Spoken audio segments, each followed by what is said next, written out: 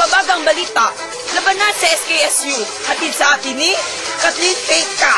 Ngayon sa SKSU. Saan nagpupayan natin ang gagawin?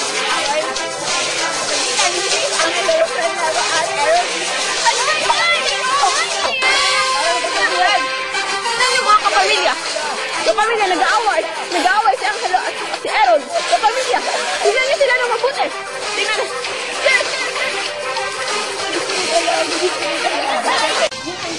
Silent!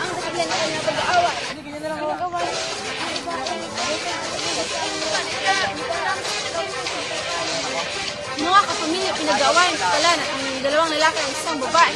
Ano kayo? Alamin natin ang talan. Ito pa tayo ngayon sa SKSU kung saan nakikita natin isang madugong labanan. Sige! Sige!